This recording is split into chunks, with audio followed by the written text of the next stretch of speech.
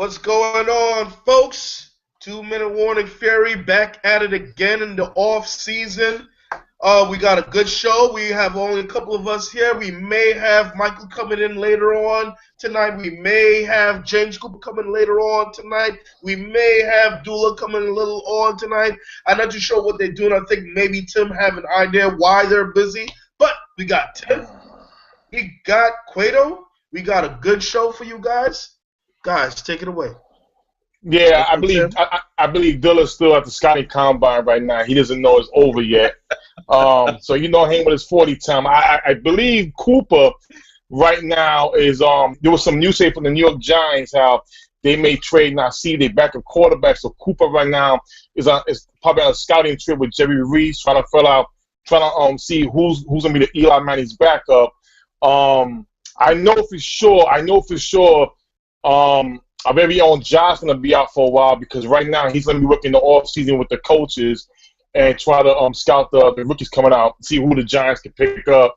And I know Mike right now is having a crab dinner with Jameis Winston. So right now it's just me and Q and Shaw going to take this over. Q, we have some good veteran players out in the free agency market, and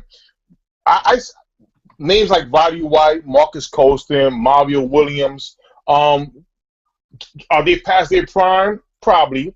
But at the same time, we know they can fill in a nice role on somebody's team and do something great. If we could say right now, what team can these guys fit on? I know for me personally, I think Roddy White will fit perfectly a team like the Patriots. Because I know they love veteran players. They have a system already in May. And as long as you put it around Gronk and Brady, Amendola, and those guys, they'll be fine. Same thing with Marques Colston.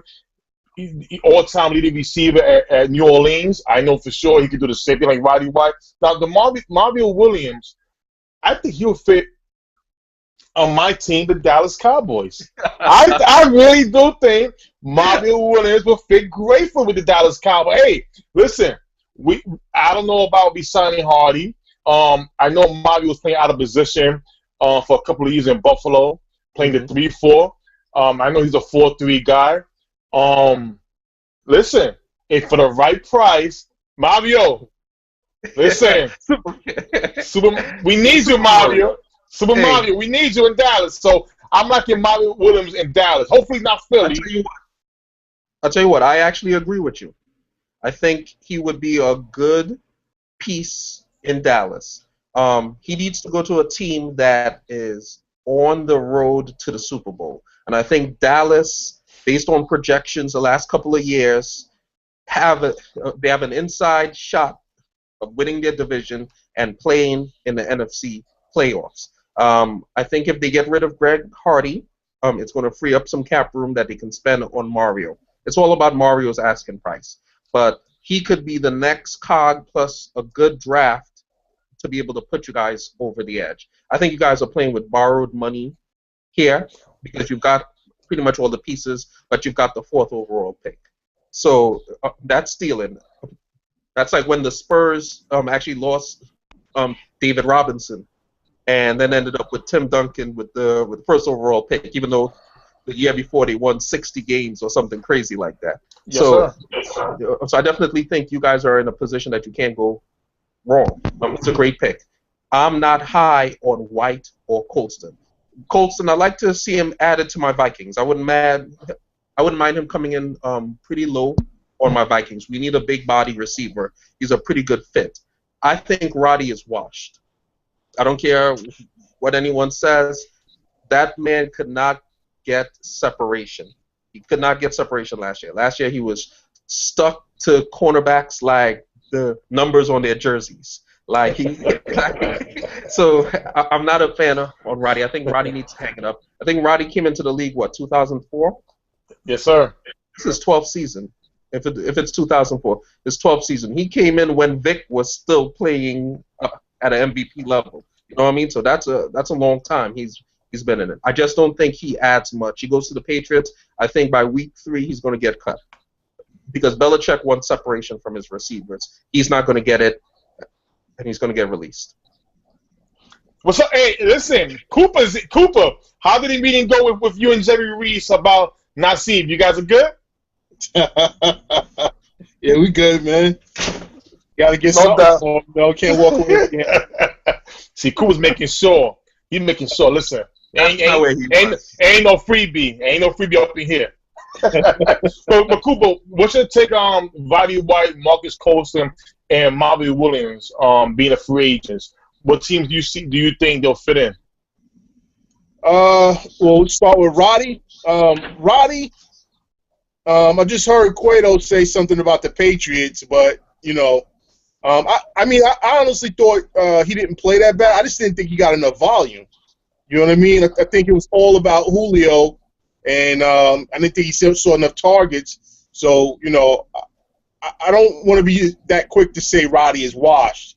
It looks like it, but I think he should get a shot with someplace else where he can at least be the second option. Roddy wasn't even the second option in Atlanta, you know?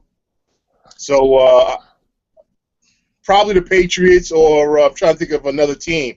What about even Carolina? You know, Carolina would be a good spot for him. Very good spot. They need receivers. And then who was the other one? Marques Colston.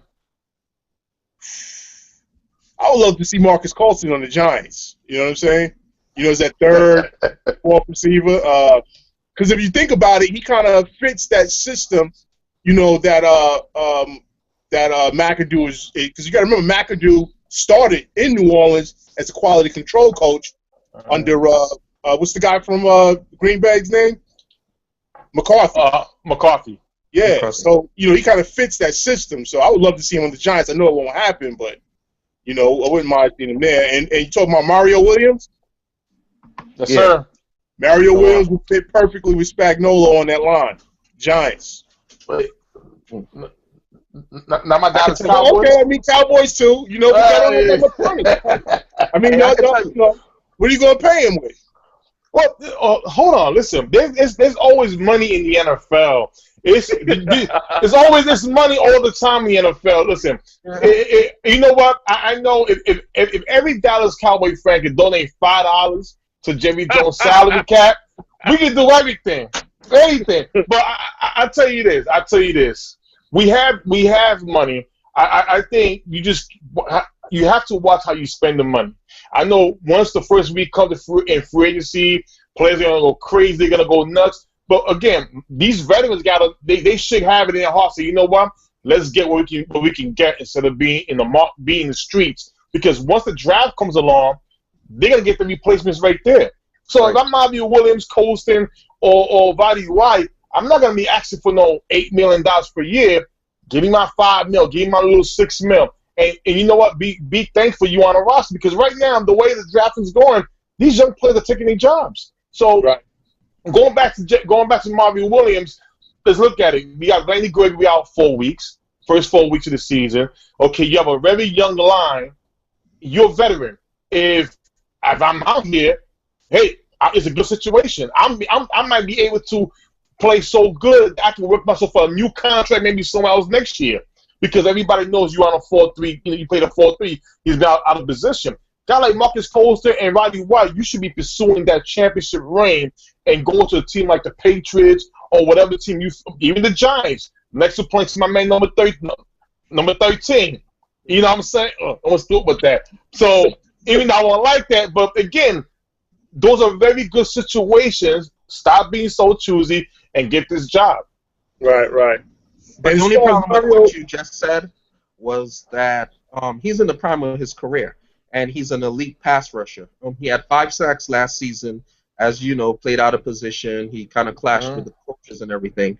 But outside of that, he's a double-digit sack artist, I think, the previous 3 or 4 years before that. So he has that proven production.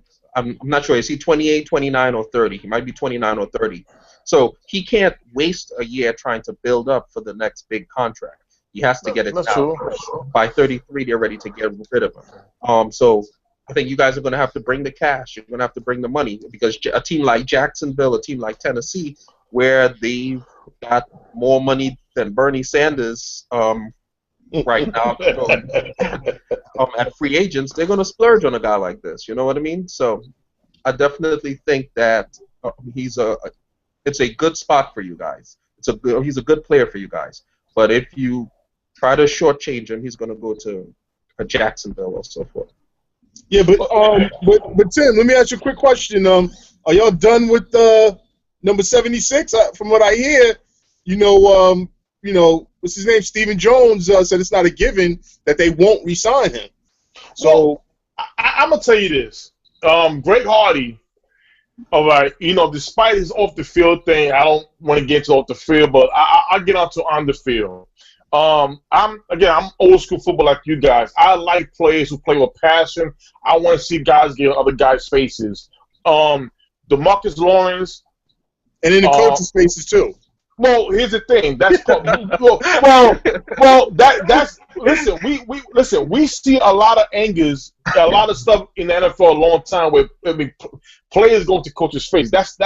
Listen. I keep it very real. But when number 13, Odell Beckham did in the Giants last year with what's the cornerback's name again? Norman. Josh Norman's part of me. Nothing wrong with that. I think that's something that was missed, and people act like that was the first time they ever saw a player get mad at another player. Who cares? Right. This is a man's game. This is called the gridiron. This is not a ballerina arena. This is not a horse race. This is somewhere where man's going to get in another man's face, and you're going to have. I enjoyed it. That was a pay-per-view. It wasn't that simple though. It all came down to the head-to-head, and then once that happened, everything went up. Do you know I respect it? I respected that. All right, when he did on the sideline, not to change it from Hardy either, but when he did on the sideline, he got pissed off. That was that's the anger in the game. He's a human being, but at the same time, when it was time to play, he scored on him. He added Iverson to him, and that's what you got to understand. That's part of the game. What Hardy did with the Giants, he said it. If they wish we had audio, he says, I bleed for you, you supposed to bleed for me. We haven't had that in a long time. I love the talk. When Michael Irvin and Emmitt Smith and Aikman used to do to these guys, I remember Aikman cursing the lineman out saying, you're supposed to block for me. Like Irvin said, I don't get paid if my quarterback does not fill me out. That's the attitude that we're missing now. Now this is a Candyland stuff. It's not Candy. But you can build a team without that. You know what I mean? It's like you can build a good team without that. And that's something that my Vikings have personally invested in. They bring in quality guys. They bring in high character guys. And you hear the coach say it. You hear the players say it. It's the best team they've ever played on. And they love these guys. These guys hang out outside of practice. And stuff, and they get along pretty well. All right, guys. Listen, look at Seattle. Look at Seattle. Look what Seattle do. They always off the chain, but they play together. They played it. This is a man's sport, and when people make this comment about he screamed at his face. Listen, you watching the wrong sport. Maybe you know what? Go out there and watch Empire. That's your kind of show. Don't watch football on Sundays if you can't take a man yelling at another man's face. It's part of the game. Hey, Tom Brady did it so many times. We saw him and Bill O'Brien one was what to blow on the sideline. I mean, let's keep it real. So. This is part of the game. This is a man's game.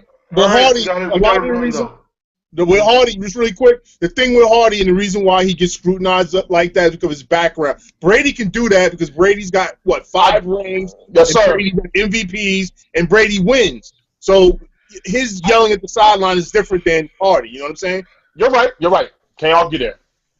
All right, guys, and we'll be right back with the second down.